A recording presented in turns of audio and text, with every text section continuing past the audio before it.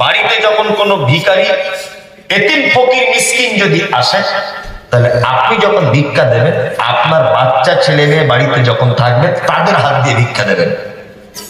কি বললাম বুঝলেন? আপনার মেয়েকে বলবেন, মা এই 10টা টাকা ওই ভিখারিকে দাও। ও তোতলা তোতলা করে কথা বলবে আর 10টা টাকা দেবে। এই অভ্যাসটা যদি আপনার ছেলে মেয়ের ভিতরে থাকে, তাহলে আপনার মেয়ের মাথাতে এটা ঢুকে যাবে যে আমার মা জীবনে কোনোদিন ভিখারিকে ফেরাতো না। কি বললাম বুঝলেন? আর এখানে যারা লোক বসে আছেন, আপনি দান করেছেন, আপনি দান যখন করবেন আপনার বেটার জন্য করবেন। কেন বলুন তো? আপনার বেটার বয়স 30 বছর, আপনি তবু আপনার বেটার জন্য করেন দানটা। মানে আপনার বেটা যেন বুঝতে পারে যে 30 বছরের আমি অর্ধেক বুড়ো হয়ে গেলাম, তবুও আমার আব্বা আমার কল্যাণের জন্য মাদ্রাসায় দান করে, যাতে আমরা বউ ছেলে নিয়ে সুখে শান্তিতে দুনিয়াতে থাকি, তাই না? তার মানে আপনি যখন পৃথিবীতে আর থাকবেন না, মারা যাবেন, তখন আপনার বেটা ঠিক এইরকম পরিবেশ তৈরি হলে মনে মনে ভাববে, ইস, বুড়ো বয়স পর্যন্ত আব্বা আমাদের জন্য দান করেছে, আমিও একটু আব্বার জন্য করি। কাজ হবে না? কাজ হবে, অবশ্যই কাজ হবে। আল্লাহ তাআলা বলছেন, ইনফিকু, মনের দ্বারা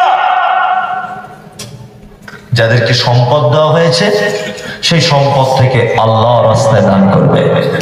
এখানে যারা বসে আছেন আপনারা, এটা হচ্ছে মাদ্রাসা, তাই না? মাদ্রাসা অন্তত পক্ষে আমি আদায়ের জন্য আমাকে বলেছে লাস্টের দিকে একটু, হেদায়েতুল্লাহ ভাই বললেন লাস্টের দিকে একটু 2-10 মিনিট বলবে যদি কেউ কিছু দেয়। আমি বিশেষ কিছু আপনাদের কাছে চাইবো না, আপনারা অন্তত পক্ষে 500, 1000 করে বা 1000 করে টাকা 2-5 জন লোক যদি একটু দিতেন, তাহলে মনটা ভালো হতো। যেন আমার হাতে অন্তত 1000 টাকা দিয়েছে একজন, কেউ কেউ আছে?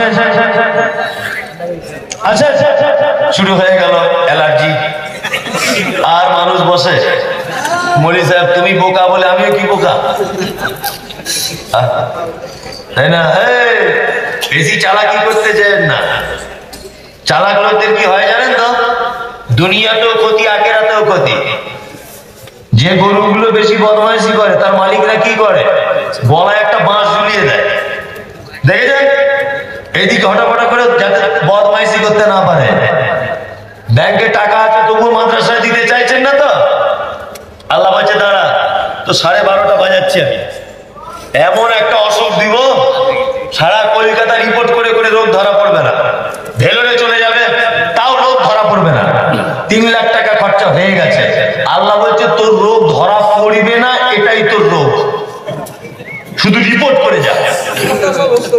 কি বলছি বুঝতে পারছেন না? শুধু তোর রোগের নাম রিপোর্ট করা, তুই শুধু রিপোর্টই করে যা। এটা আল্লাহ পারে কি পারে না?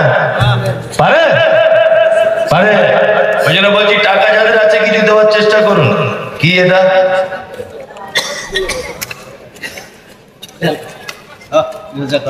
আসসালামু আলাইকুম। ওয়ালাইকুম আসসালাম। হুজুর আমি একজন ইউটিউবার, বর্তমান হুজুরা ভাইরাল রোগে আক্রান্ত, কেননা এক আলেম অপর আলেমের দোষ দেয়, এখানে অমুসলিমরা ফায়দা উঠাচ্ছে। যারা নামাজ পড়ছে তাদেরকে বলছে তাদের নামাজ হচ্ছে না, আর যারা নামাজ পড়ছে না তাদের ব্যাপারে কোনো মাথা ব্যথা নেই। দয়া করে এতটুকু জানাবেন, অনেক উপকার হবে।